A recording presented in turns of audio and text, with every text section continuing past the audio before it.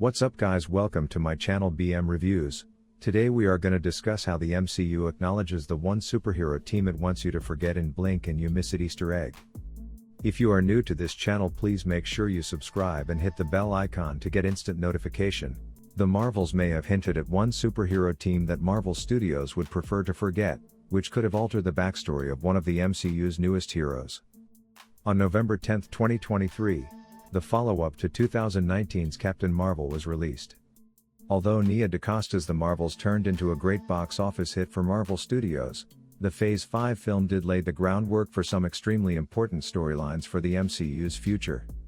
In addition to bringing together Teyonah Parris' Monica Rambeau, Iman Vellani's Kamala Khan, and Brie Larson's Carol Danvers to take on Zawe Ashton's Evil Dar-Ben, the Marvels cleverly advanced the multiverse saga of the MCU and included some subtle, hard-to-spot Marvel Easter eggs. Placing the newly formed relationship between Danvers, Rambeau, and Khan front and center in the Marvels was possibly Nia DaCosta's best decision. In addition to making Monica Rambeau's sacrifice even more poignant and shocking, the three heroes, each endowed with light-based abilities, formed a close sisterly bond during the Phase 5 film. It also served as the ideal introduction for Kamala Khan into the larger MCU universe after her limited role in Phase 4's Ms. Marvel on Disney+. But the Marvels might have significantly altered Kamala Khan's MCU past, which might indicate that one overlooked superhero squad would eventually make an appearance in the MCU. The first ever on-screen mutant in the MCU was unveiled as Iman Vellani's Kamala Khan in the Ms. Marvel finale. With Disney's acquisition of 20th Century Fox in 2019, mutants were able to be incorporated into the Marvel Cinematic Universe. Ms. Marvel was the first character to be publicly acknowledged as having a mutation in her genes, as she was initially intended to be a mutant in Marvel Comics. Nevertheless, Ms. Marvel's material on Sabre's database indicates that the young superhero is a polymorphic inhuman, suggesting that the Marvels may have just altered her past. This more closely resembles Kamala Khan's Marvel Comics beginnings, yet it might go against what was previously established in Ms. Marvel. As part of the MCU's Phase 3, Marvel Studios had initially intended to make an Inhumans film, however, this project was shelved in 2016. Rather, after making a great impression during their second season premiere on Marvel Television's Agents of S.H.I.E.L.D., the Inhumans were given their own television series, which debuted on ABC in September 2017.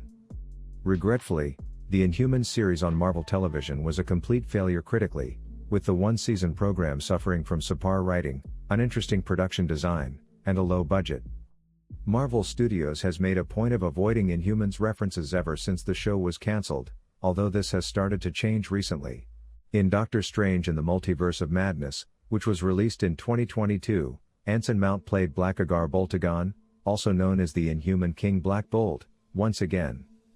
For the first time since Black Bolt's inclusion in Earth 838's Illuminati Squad in Phase 4, Inhumans were shown or discussed within the main canon of the Marvel Cinematic Universe. It appears that Marvel Studios is embracing this intriguing and complicated antithesis of mankind in the MCU after years of neglecting the species, going so far as to prevent Eternals from filming in Hawaii because that is where Inhumans was located. By introducing Inhumans, the Marvels may have just made a significant advancement. Upon initial observation, Kamala Khan's classification as an Inhuman in the Marvels appears to be an error. The fact that she is labeled as a polymorph, Ms. Marvel's superpower in Marvel Comics, where she is an Inhuman, but not in the MCU, further exacerbates this theory. The fact that she and Matt Lintz's Bruno Corelli are the only two persons who are aware of her mutation raises the possibility that she may still be recognized as an Inhuman in the MCU.